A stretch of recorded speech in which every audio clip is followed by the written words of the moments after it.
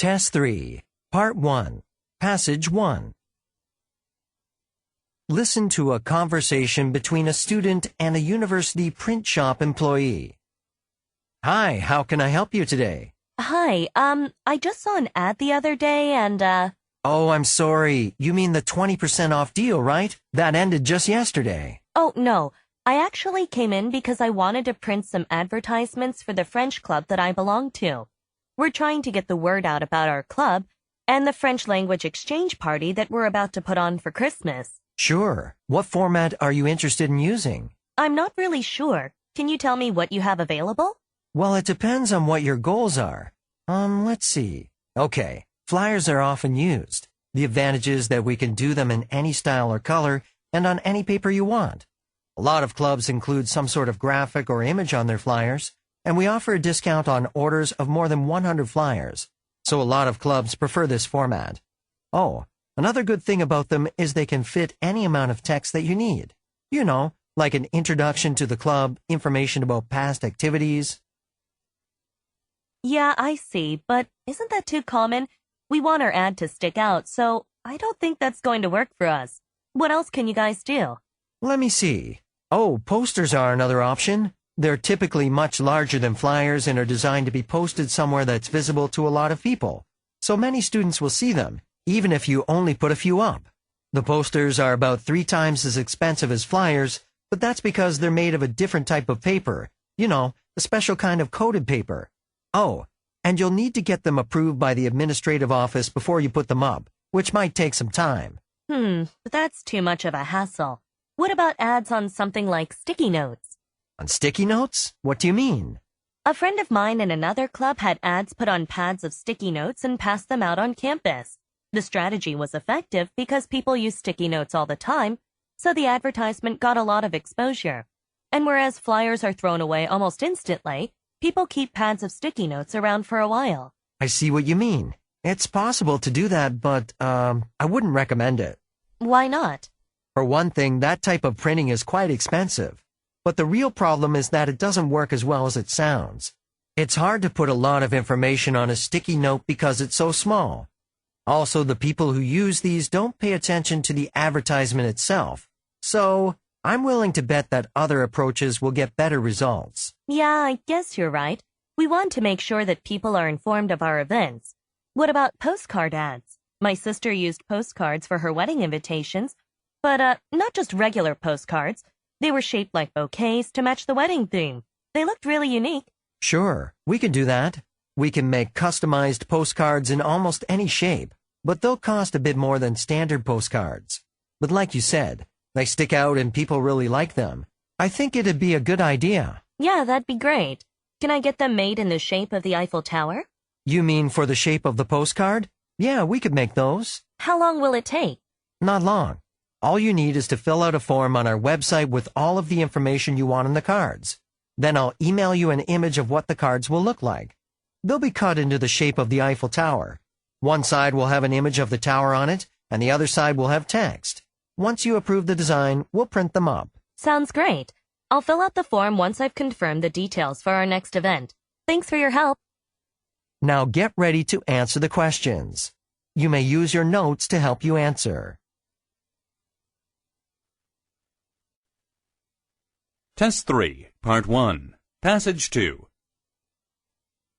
Listen to the following lecture about the Montessori method in educational philosophy. This is shaping up to be quite an interesting week for us.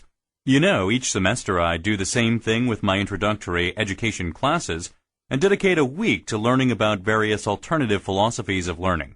And year in and year out, it's always been the time when I feel the students learn the most about their own perspective on education. Well, today is the final lecture of the week, and what better topic to discuss than arguably the most well-known alternative educational philosophy, Montessori. Okay, the Montessori method was developed by an early 20th century Italian educator named Maria Montessori, who specialized in working with developmentally disabled students. She was invited to give a lecture at an educational convention, which was attended by Italy's education minister at the time. He was sufficiently impressed with her ideas to offer her the directorship of the Scuola Ortofrenica. Italy's main school for the developmentally disabled.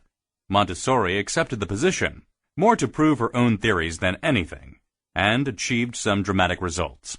Her 8-year-old students sat the national reading and writing examinations and actually scored above the national average. This amazing result was dubbed the Montessori miracle. We can see that Montessori's ideas have some merit, but what are those ideas exactly? We haven't discussed that yet. I guess an important one to start with would be the role of teachers. See, in Montessori schools, there technically are no teachers. Pretty revolutionary, right? In a conventional school, a vast majority of the learning taking place is done in a group setting with the teacher talking and the students listening and taking notes. Montessori was not a supporter of this type of passive learning and preferred to put students in charge of their own learning. What happens in Montessori schools is that the teacher, or director in her parlance, is responsible for setting up a comprehensive educational environment within which the student can engage in self-directed learning. This means that there's no set schedule that students have to keep. They choose what they want to learn and when. In this manner, the directors, work as educational guides to the student's personal learning. Her ideas about self-directed learning are based upon the observations of young children interacting with the world. Take a babbling infant, for instance. Why do little kids babble? To practice using a language. They are learning. Do parents need to force their young children to practice speaking, or do they just do it naturally? We all think the same way, I'm sure. So in Montessori's mind, children have an innate desire to learn and an ability to repeat a task over and over until they improve. That's what they are doing when they babble, right? External motivation isn't necessary when it comes to children learning. It comes from within. And Montessori felt that the staid, one-size-fits-all institutionalized learning that goes on in most schools kills this drive. Now, since children are essentially in charge of their own learning, they also have the ability to decide that they want to work together with other students at any given point. In a regular classroom, with row after row of large, heavy desks, it's next to impossible for students to collaborate on a project, especially when they're separated from one another. For this reason, Montessori used lightweight, child-sized furniture in her classrooms as opposed to the heavy, immobile furniture traditionally found in schools. And instead of setting everything up in rows, the classroom was more free-flowing, with a couple of desks here, a small table there, plenty of carpeted space and mats for students to work together on the floor. This encouraged students to move about the classroom and become active participants in their own learning. Maria Montessori instilled a sense of responsibility in the students themselves. When students first arrive at the school, they are taught a set of rules that all students must live by. Students are responsible for not making excessive noise, not running, asking other students before they touch an activity that a student is working on, things like that. When students want to learn a new activity, teachers initially instruct them on how to use these instruments or toys properly. They are taught to respect the materials and not to swing a violin like a baseball bat or wear it like a hat. Students are also expected to clean up after themselves. If they use an activity, they have to put it back on the shelf where it came from. Students are taught how to use cleanup tools, so if they accidentally make a mess or break something, it's their job to get out the mop or broom and clean up. They aren't punished for it, like in a traditional environment. In this way, the Montessori philosophy is more than just an educational philosophy. It's a lifestyle philosophy that prepares children for social development and helps them to be responsible and interact in an adult world. There's one last thing I want to mention. I just touched briefly on the educational materials that children might use. Well, this is one of the more unique aspects of the Montessori method and warrants a bit more discussion. Compared to standard textbook-based classroom instruction, Montessori education is extremely hands-on. The use of all 5 senses, especially tactile, is encouraged, and materials try to include some sort of kinetic, movement-oriented aspect along with helping students develop coordination. Take a small wooden block, for instance. Montessori uses these little 1-centimeter blocks for a variety of activities. Young students can use these blocks to build structures to experiment with the physical laws that govern our world, all the while developing hand-eye coordination.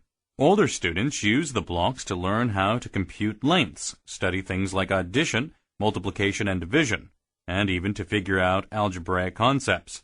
Instead of the mind-numbing memorization of a multiplication table, for instance, students can learn about multiplication intuitively by using rows of connected blocks.